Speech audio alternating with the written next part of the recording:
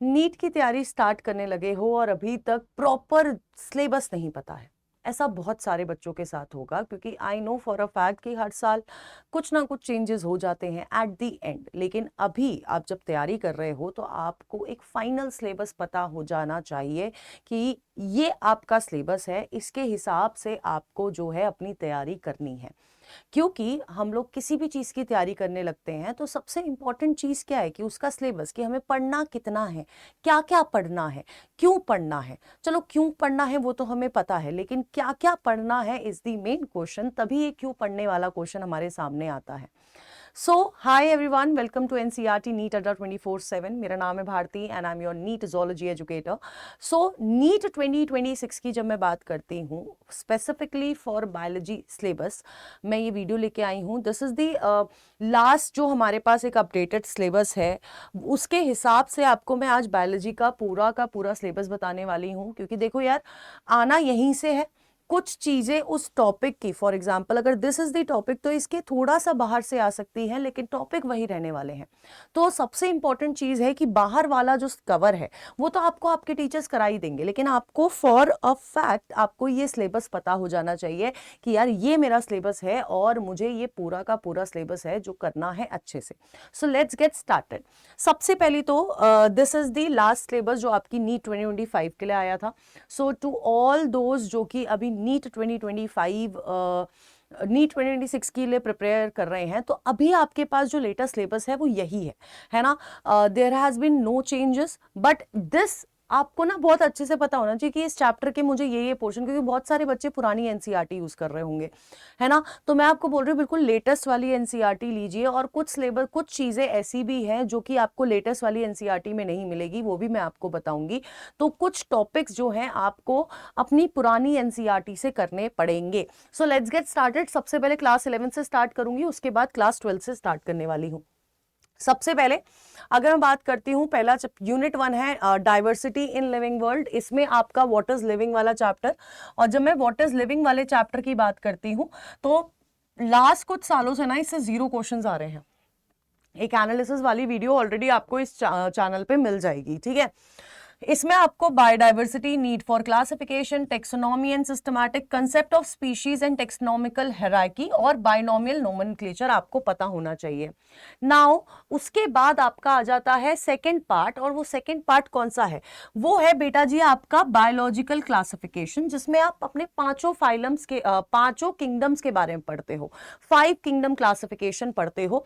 और particularly biological classification वाले chapter में आपको सेलिएंट फीचर्स पढ़ने हैं और क्लासिफिकेशन पढ़नी है मोनेरा की, प्रोटिस्टा की और फंजाई की, ठीक है। साथ के साथ लाइकेंस वाला पार्ट, वायरसेस वाला पार्ट और वायरॉइड्स वाला पार्ट आपको पढ़ना है, ठीक है। नेक्स्ट आपको आ जाता है आपका प्लांट किंगडम, उसके भी सेलिएंट फीचर और क्लासिफिकेशन इनटू मेजर ग्रुप, जैसे कि एल्गे, ब्रायोफाइट, टेरिडोफाइट, जिम्नोस्पर्म।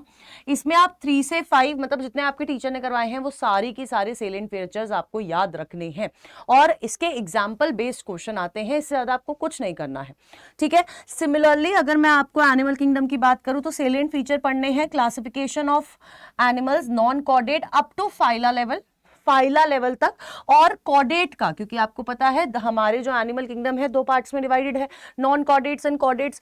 तो नॉन कॉर्डेट में सिर्फ फाइला लेवल तक जाना है, लेकिन कॉर्डेट्स में आपको क्लासेस लेवल तक भी जाना पड़ेगा, क्योंकि आपका पाइसेस, एम्फीबिया, रेप्टिलिया, एव्स और मैमल्स, ये सारी क्लासेस हैं, ठीक है। तो अप टू क्लासेस लेवल, और इनके एग्जांपल्स आपको याद रखने हैं, ठीक है। ये हो गया यूनिट 1। यूनिट 2 में आपका structural organization in animals and plants आता है। इसमें आपका मॉर्फोलॉजी आएगी आपकी प्लांट्स की, एनिमल्स की, ठीक है, मॉर्फोलॉजी और एनाटमी। तो सबसे पहले अगर मैं मॉर्फोलॉजी और एनाटमी फ्लावरिंग वाले की बात करूं तो आपका मॉर्फोलॉजी और मॉडिफिकेशंस पढ़नी है, टिश्यूज के बारे में पढ़ना है, anatomy and function of different parts of flowering plant, जैसे कि रूट, स्टेम, लीफ, इनफ्लोरेसेंस में भी आपको साइमोस, रेसिमोस, फिर फ्लावर, फ्रूट एंड सीड। और इसके अलावा आप लोगों को कुछ एक्स्ट्रा फैमिलीज ऐड करी हैं, जैसे कि मालवेसी, क्रूसीफरे, लेग्यूमिनेसी, कंपोजिटे और ग्रामिने, ये हमें ऐड करनी है, ठीक है।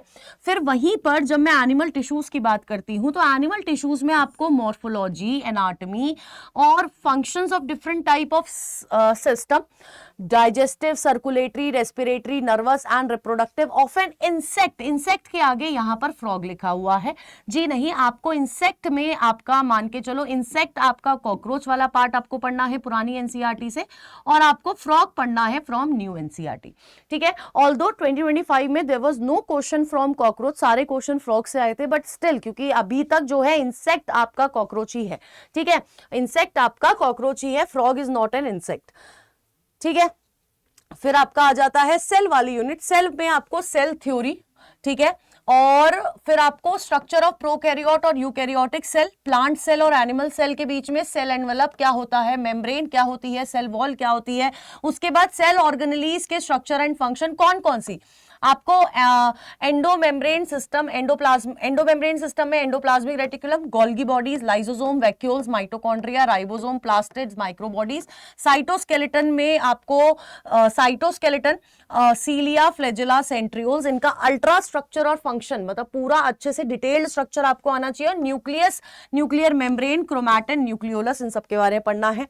देन आपका नेक्स्ट चैप्टर आता है बायोमोलिक्यूल्स, बायोमोलिक्यूल्स की अगर मैं बात करती हूं तो आपके क्या क्या केमिकल कॉन्स्टिट्यूएंट्स हैं आपकी बॉडी में, है ना, उनका स्ट्रक्चर और function of proteins, carbohydrates, lipids, nucleic acid, और फिर एंजाइम टाइप्स भी पढ़नी है, उनकी properties, enzyme action, that is lock and की वाला फैशन जो हमें पढ़ना है, क्लासिफिकेशन और नोमेनक्लेचर ऑफ एंजाइम्स हमें पढ़ना है, ठीक है। और फिर आपका आ जाता है सेल डिवीजन वाला चैप्टर, जिसमें आपको सेल साइकिल, माइटोसिस, मियोसिस और उनकी सिग्निफिकेंस, तो आपको ये वाला चैप्टर बहुत इंपॉर्टेंट चैप्टर है, ये पूरी यूनिट एज बहुत इंपॉर्टेंट है, ठीक है, तो ये आपको इस वाले में से करनी है। देन अगर मैं प्लांट फिजियोलॉजी पे आती हूं तो प्लांट फिजियोलॉजी में देयर आर 3 चैप्टर्स, एक आपका फोटोसिंथेसिस है, ठीक है, और फिर आपका रेस्पिरेशन वाला प्लांट है, रेस्पिरेशन वाला वो है, और फिर आपको आपका प्लांट ग्रोथ एंड डेवलपमेंट वाला पार्ट है जो आपको पढ़ना है, ठीक है। इसमें जो साइकिल्स आप पढ़ते हैं ना, जैसे टीसीए साइकिल हो गया या आपका ईटीएस सिस्टम हो गया, ये बहुत ज्यादा इंपॉर्टेंट साइकिल्स होती है, इनमें से क्वेश्चंस आते हैं, ठीक है। नेक्स्ट अगर मैं बात करूं ह्यूमन फिजियोलॉजी की, यार ये एक हाई वेटेज यूनिट है, बट इस साल सिर्फ 7 क्वेश्चन इस चैप्टर से आए हैं, मतलब इस पूरी यूनिट से, और जबकि इस यूनिट से हर साल 12 से 13 क्वेश्चन मतलब आने ही आने होते हैं, तो लेकिन अभी भी इसको आपको ना वो नहीं करना है, मतलब ऐसे छोड़ नहीं देना है दिमाग से कि यार ये तो अब कम वेटेज की होगी, नहीं, यू नेवर नो कब एनटीए क्या बना दे, ठीक है, तो सबको इक्वली इंपॉर्टेंस देते हुए चलना है हमें इस साल, ठीक है। तो आपका पहला chapter is breathing and respiration, ठीक है, body fluids and circulation, excretory products and there elimination, ठीक है, उसके बाद आपको लोकोमोशन एंड मूवमेंट और neural control and coordination, and last आपका जो चैप्टर आ जाता है वो आ जाता है केमिकल कोऑर्डिनेशन एंड रेगुलेशन वाला चैप्टर, ठीक है। इस साल 7 क्वेश्चन आए थे, ठीक है। अब नेक्स्ट हम लोग आ जाते हैं क्लास 12th के सिलेबस पे। क्लास 12th में आपका सबसे पहले आ जाती है रिप्रोडक्शन वाली यूनिट, ये एज अ यूनिट बहुत इंपॉर्टेंट है ना। Sexual reproduction in flowering plants में आपको फ्लावर का structure, development of male and female gametophytes, pollination के types, agencies, examples, outbreeding devices, pollen pistil interaction, double fertilization, post fertilization event, ये सब कुछ हमें पढ़ना है।